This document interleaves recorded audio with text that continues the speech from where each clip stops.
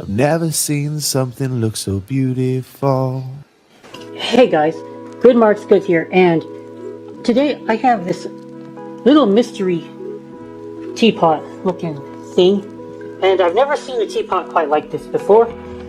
I don't know what to make of it at all. It came in one of my silver plated boxes, and I doubt that Goodwill would have known what to do with this either.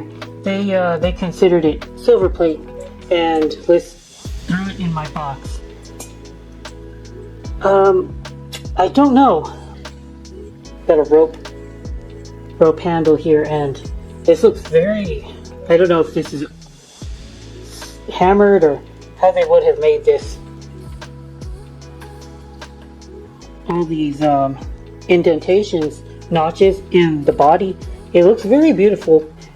And what's going on in my head is I'm not sure if any silver plated manufacturer would have went through to the trouble of doing this. Of course, I'm supposing it's possible, but this is unlike any silver plate I've ever seen before. So I was wondering, could it be real? Well, this is a very common question that is asked online. If people see a piece of silver plate, they'll ask, is it real silver?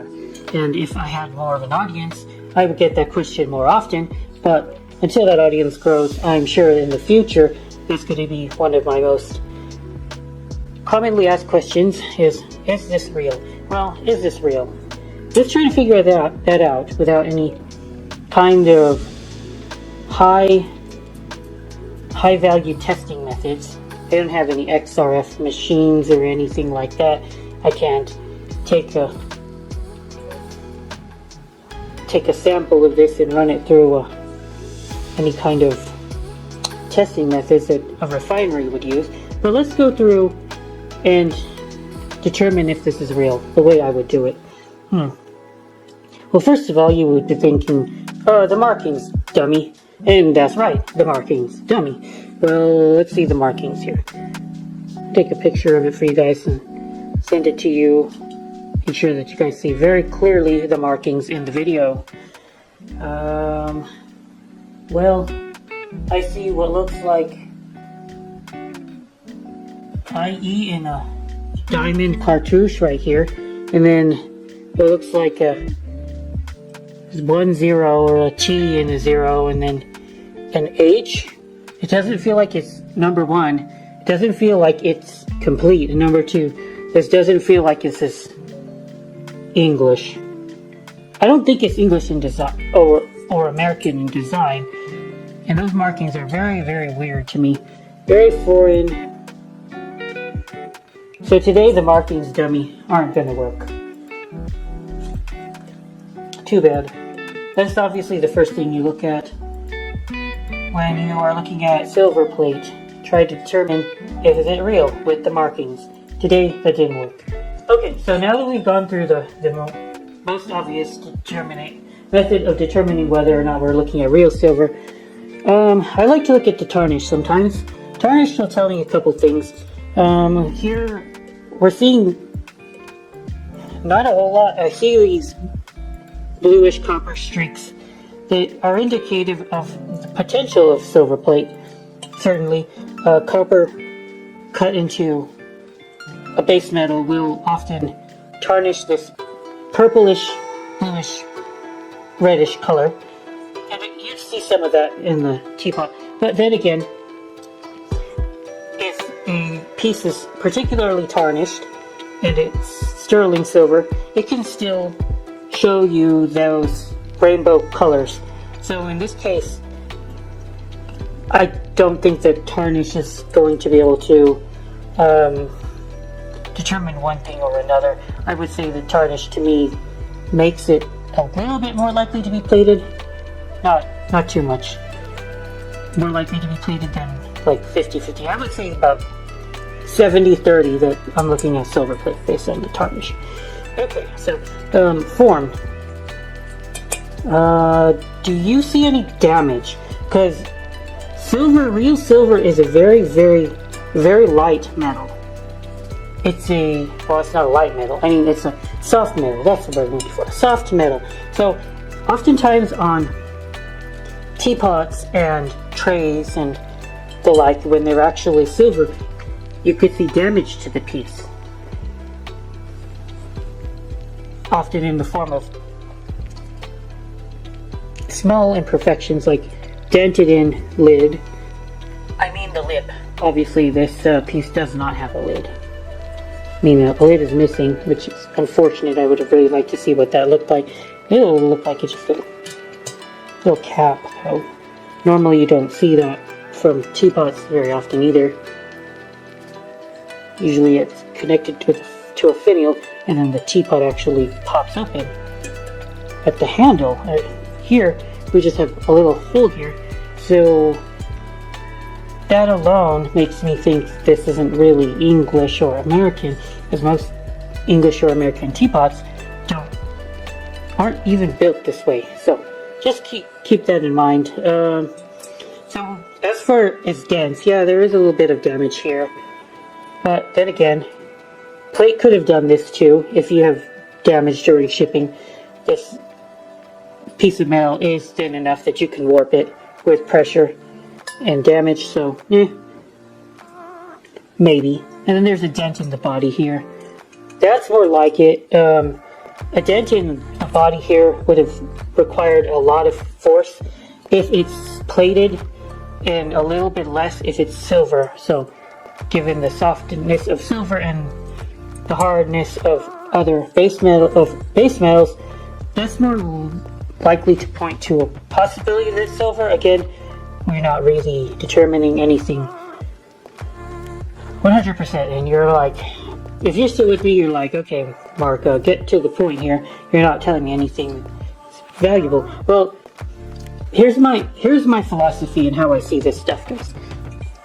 My time is also valuable. So, say I specialize in buying bulk boxes from Goodwill, and I might come across like a 50-pound box or a 25-pound box with a bunch of items in the lot. They only have pictures of the pieces, and oftentimes the tarnish or the damage of the piece or the maker or the form, they're all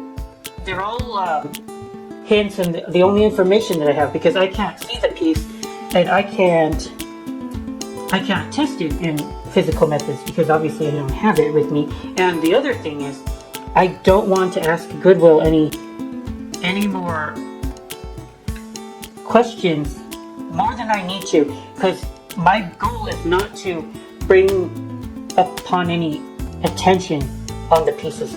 I don't want a manager or whatever to come here and look at the piece, because say I have a feeling that, oh, this might be silver, and so if it's silver, it's worth $600, $500, but if it's not, then it's practically, well, $3 a pound for silver plate. But again, if I'm paying $3 a pound for silver plate, and they just include it in the lot, and they don't suspect anything, right? Even if the piece is maybe a quarter of the time silver, then a quarter of the time I'm making $600. I'm trying to use these ideas and methods and hints to come up with a story of how likely I'm looking at something that's actually silver, so I know that that's where I should devote my time and energy. Does that make sense, guys? Because I get this a lot where people are like, well, you can't, tarnish is not a definitive answer or a definitive method. I'm like, yeah, it's not. But you can use tarnish to build a case and put odds in your favor. And so, say if I am right and I ask for pictures and they send me pictures of the bottom of a piece and it ends up being sterling, and they now know it, well, one of two things are probably going to happen. One, they're going to include the picture of the sterling hallmark in the listing, and other people who see the listing will also know that, and they'll bid higher against me. Or, in the worst case scenario, they will just straight up pull the sterling piece and remake the auction and the sterling piece will now go for close to spot price, and I will have missed out on any opportunity to make a profit off of that box. So that's why I try to use everything in my power visually, trying to use visual cues that I've explained earlier in order to be able to determine the chances that I'm looking at actual silver. Hopefully that makes sense. We've considered the form and how it's unusual. We've seen the marking, it's not really English or American either. So, a lot of people swear by the ice test. This is a test where you take, magnet. Let's get a magnet first. Talk about magnet first. Okay, the magnet. Now, if this is magnetic, I am going to eat my shorts because I'm like 99% sure that I'm not looking at iron, because I can usually tell, but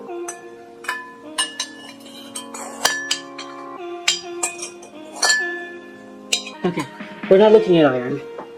I used to think that lead was magnetic for some reason, but it's not. Nickel is magnetic, which is weird because I don't think nickel silver is magnetic, and that's an alloy of nickel, but it's not magnetic, which is weird to me. I don't really get it. Regardless, not magnetic. And people usually love to use the magnet test to determine silver, and I'm going to tell you right now.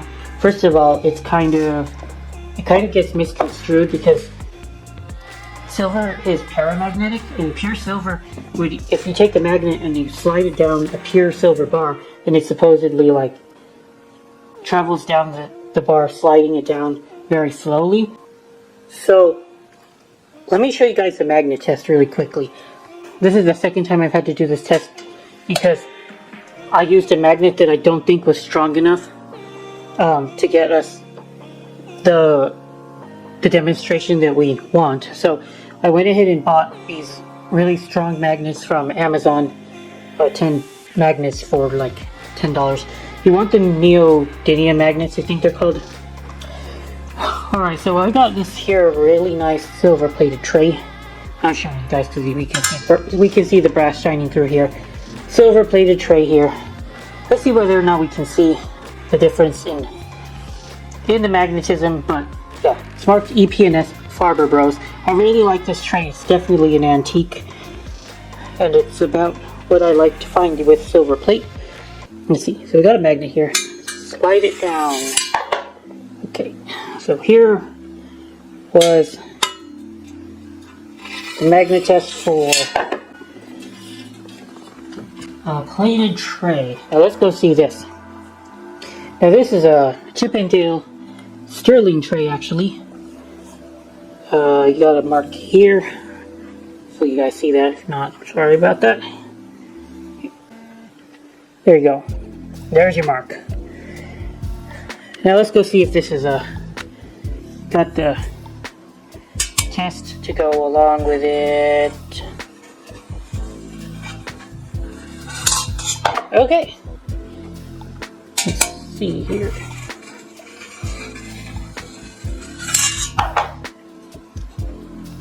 Again, plated tray.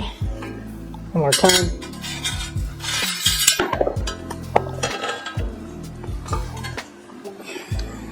A real McCoy.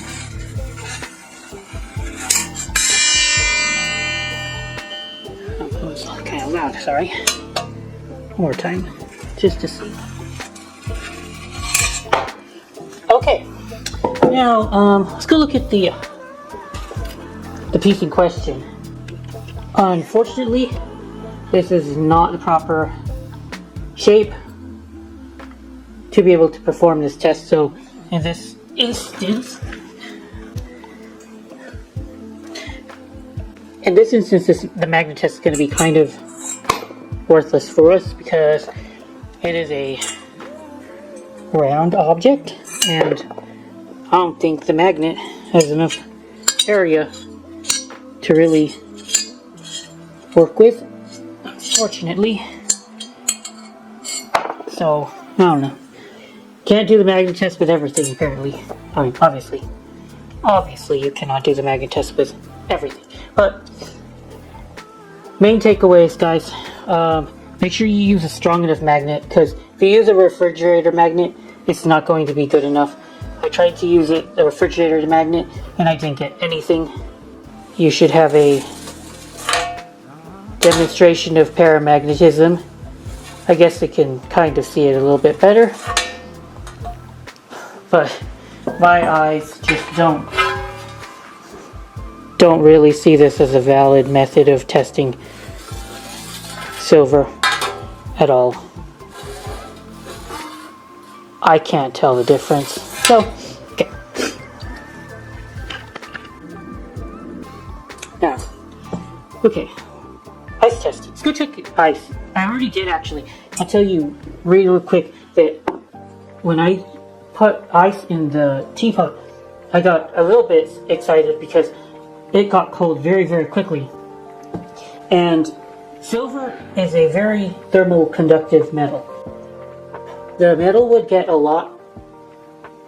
colder a lot slower if the base metal was something like zinc or brass. Silver on copper, however, is also going to get cold very fast because copper is also a very good thermally conductive metal.